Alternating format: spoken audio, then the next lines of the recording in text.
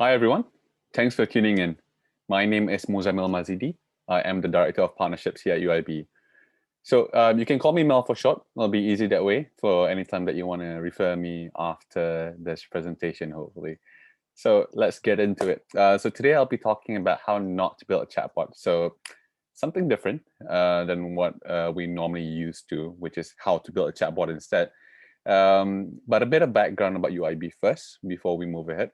So UIB, we are headquartered over in Singapore. We're about 7 years into existence, and we primarily focus on being an omni-channel messaging provider. Hence, we are a WhatsApp business service provider with a WhatsApp business API. And on top of that, we are also a partner with Apple and Google with the Apple Business Chat and Google's Business Chat. Across that, we have about 30 over channels that we integrate into our unification engine, in which that we partner up with a lot of chatbot developers out there in the market to deliver a chatbot experience right at the customer's fingertips, be it on WhatsApp, on Apple iMessage, or even Microsoft Teams of that matter. So enough of that, and let's jump into how not to build a chatbot instead. So let's talk about the harsh reality about chatbots, okay? So I'm pretty sure any one of you in the audience today has experienced a very unpleasant chatbot experience. So it might be a few years back that you use one part of the chatbot and maybe at a website, and then it didn't just give you a certain response back. Maybe you said certain questions, you gave out about certain questions, but it was just not responding anything, or it was just responding something else that was not answering your question at all. So, and then we deem this particular chatbot as stupid because it's not able to resolve any matter of what we wanted to handle in the first place. So because of this experience, most likely that you wouldn't be using chatbots in the future as well, or in the present day, because one impression lasts. So this is why the topic of how not to build a chatbot is very important today, is because we need to pinpoint what exactly needs to be executed when delivering a chatbot experience. So what is a chatbot? So let's just go back to the fundamentals.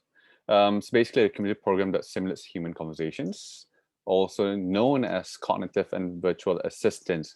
Now, in some cases nowadays, when you say a chatbot, a company just goes, yeah, sure, a chatbot is a chatbot. But when you say something like a virtual assistant, it gives a different kind of feel to it. But not a lot of people know that they've been dealing with chatbots for almost every day. Siri in your iPhones or your iPad for that matter, and also with Alexa, two very well-known examples that you are able to use on a day-to-day basis. Some chatbots are voice only, while others are voice and text. Smart chatbots have the ability to handle context. So this is what differentiates between a normal chatbot and also what they term it as an AI-powered chatbot. So AI-powered chatbot normally includes NLP, which is natural language programming, to understand certain complex, I would say, intents and deliverables that is able to send back to the user. So we have the likes of IBM Watson, Google Dialogflow, and then you have Amazon as well, Microsoft Lewis.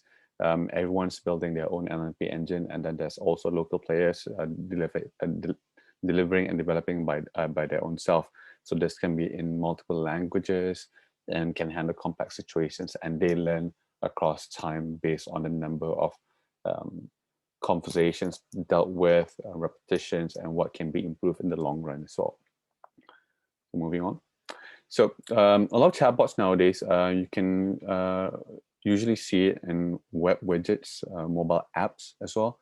So if you go onto a website, there's always a small pop-up icon below, and then it might be automated that a bot is trying to talk to you to engage with you. Or in some cases, there's always chatbots inside mobile applications. If you look on the left over here, I'm showing you an example of AirAsia. Whenever that you go into the app, itself, and then you want to do certain requests. If you look over there, there's COVID-19 flight changes, booking a flight. So everything, each of the processes can be dealt within the bot itself, and then it can deliver back a whole good experience depending on how simplified and effective that you make it to be. On the right side, I think whether my face is blocking or not, I'm not so sure. But you can see Siri. Siri is a good example of a virtual assistant. And then not just beyond that, we've seen built-in digital assistants in devices as of late, such as the Google Home speaker and the rest. It's a great, I would say, step into the future. Back then, we wouldn't have imagined that we would be talking to certain devices. But now, if I were to say, turn on the lights, turn down the aircon, everything can be done because we've embedded one particular virtual assistant or chatbot in between to understand our commands and intents. So one of the few that is being in the market for quite some time now is actually the Facebook Messenger chatbot, and also linking, and the most hottest one in the market should be a WhatsApp built chatbot as well. So the reason why is that we need to cater where most of our customers are at.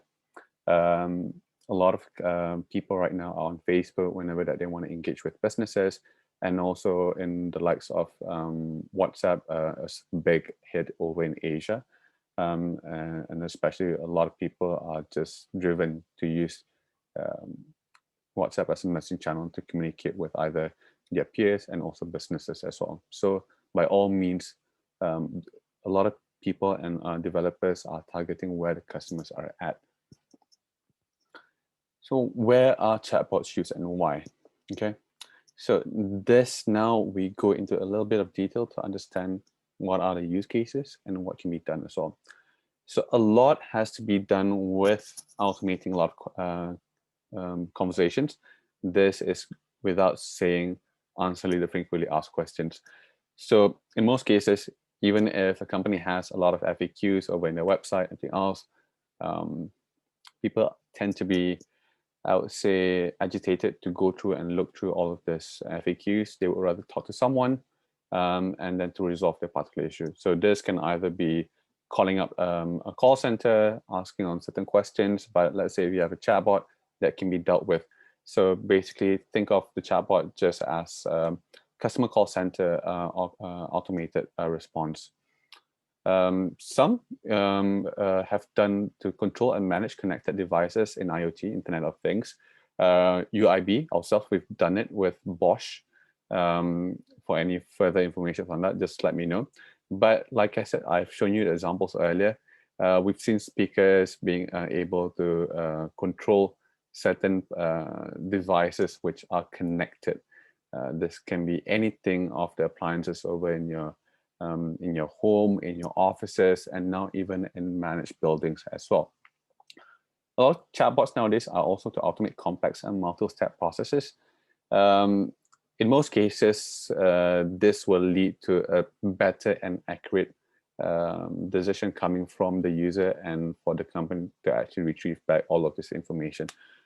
If you were to go on a call with a customer call center, and then there's some various processes that you have to go through when talking with them, a chatbot is much more capable of jotting things down in all aspects rather than a human are prone to error as well. Lead generation. There are instances in which some chatbots nowadays are integrated with CRMs. I've seen a lot over in Salesforce, over in HubSpot as well. So that's good whenever someone communicates with you and then you ask several questions to filter them. In that manner, you are able to just qualify the leads coming into back to your CRM. And then some have done it with human resources processes, in which that, let's say, if you want to ask for leave, what's the guidelines within a certain company, all of this are just, I would say, a general idea or use cases, but it can be explored further than that. So I hope now you have a gist on the reason why chatbots are used as well. which I'll go into the second part, which are the impact. Okay, sorry for that. So when we talk about decreased costs, okay, especially in a COVID era right now, a lot of companies are downsizing, working from home, everything else. Not a lot can afford to hire more people, especially in the customer service sector. A lot has to be dealt with automating. A lot of companies, I would say, trying to go through a form of digitization, right? So digitization can be anything. Having to improve the way that you, let's say, apply customer service in an automated manner is one of it as well. So most companies try to decrease costs, the ability to downsize their operations, especially in this time, but also to able to increase revenues as well. So this goes back, if you deliver a good service and then you are efficient in delivering in a timely manner, it gives a positive response back to the customer. Customers are more likely to engage back with your service, and it might lead to an opportunity to actually sell something, to sell your service. Now, to increase accuracy and efficiency. So this is why I talk about data transformation and utilization. A lot has to do with, I think the word AI has been thrown around a lot, but there's no escape knowing that we need to detail out all the accuracy and efficiency when it comes to getting the data sets and informations coming from the customers that will deliver, and I would say dictate how your company or your service will actually perform in the future as well. So this can go as a market analysis and etc. I think I've spoken about decreased staff earlier. One important thing to mention is that a lot of companies nowadays, although that they want to downsize, but at the same time, they do not want to decrease the staff. So in most cases, you can always shift certain departments into a new task and then put in automation to deliver what is needed to be done as well. And lastly, of course, it is to delight customers. Without saying, I don't like picking up a call to the call center and having to wait and at a very long time to resolve my issues. And if it's something that can be resolved quickly, by all means through a virtual assistant or a chatbot, I would love to go through that instead. Now, this is something that I want to discuss with you. So this is one case study that we've done with Dubai Telecommunications, Do Telco. So Do Telco is one of UIB's clients that we've built a chatbot for them, and that is powered on WhatsApp and also Facebook Messenger.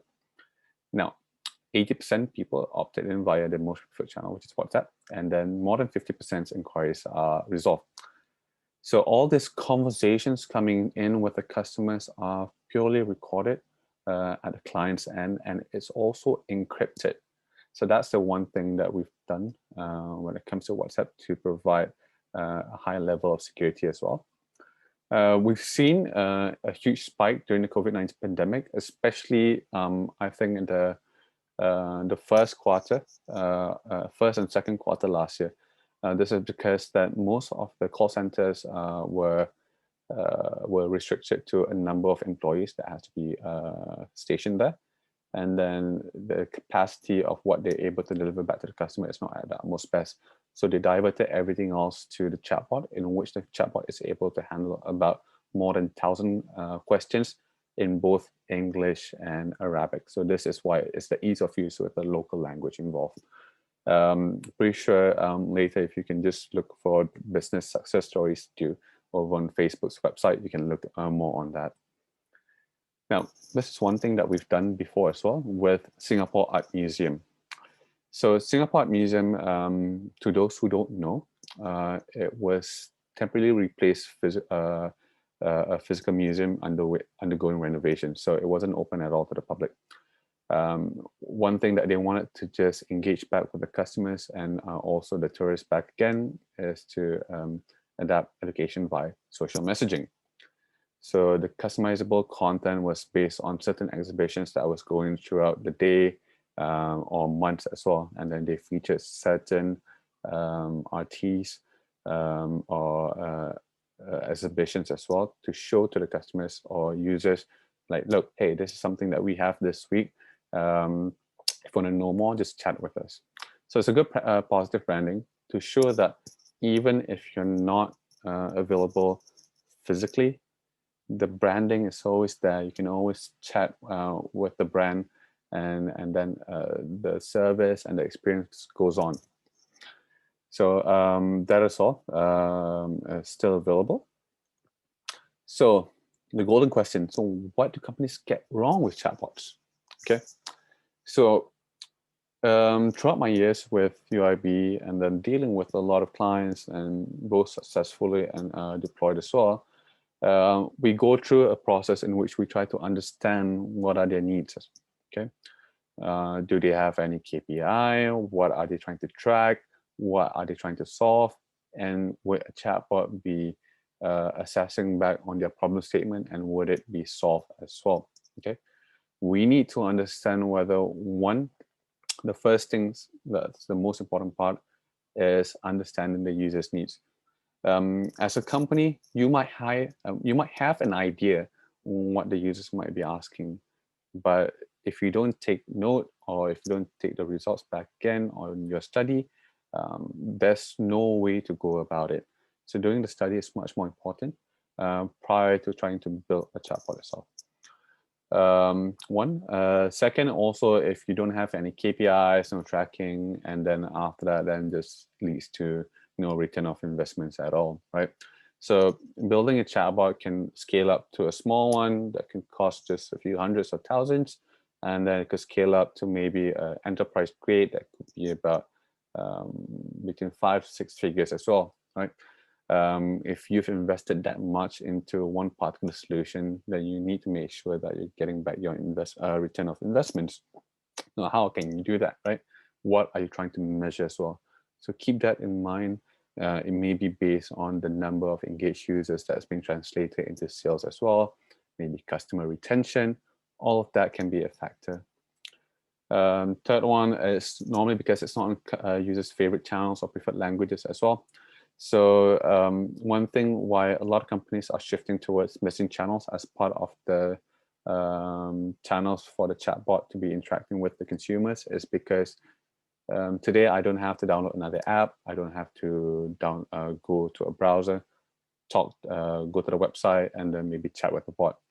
I might be able to just open my WhatsApp or Facebook Messenger and then engage directly because it's easy. It's more preferred as well.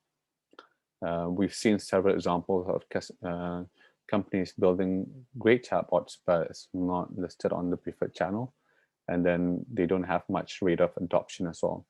So you need to target a right amount of group which will be able to access your service easily as well. Okay. If I go on a web browser right now, I chat with the bot. The moment I go out of the web browser, and then maybe it takes, I have something important to do. I have certain errands to run. Then when I go back to the bot, my chat history might be lost. The bot might not be able to recognize what I said earlier as well. But let's say if I go on Facebook Messenger, if I go on WhatsApp, Telegram, I'm able to chat with it at any point of time, even if I was driving. And then after an hour stuck in traffic, I can still communicate back with the bot to trace back on the previous conversation. Really depends on the who your chatbot developer is, but if you need any pointers, just let me know. Yeah, and I think this goes back to my first introduction earlier. A lot of chatbots are dumb if you cannot handle multiple intents or languages as well. So we have to deliver a good experience, right? A good first impression. If we don't do that, then the effect will just multiply to the users, that they won't be, I would say they would be scared to use a chatbot again. So another thing is that some chatbots are not used at all. We've seen this, that companies have invested so much, but the rate of adoption is very low. It's not being used by the customers. It's because they've not done the right study too. So if you understand that certain companies have a high volume when it comes to customer engagement, that would be a great target.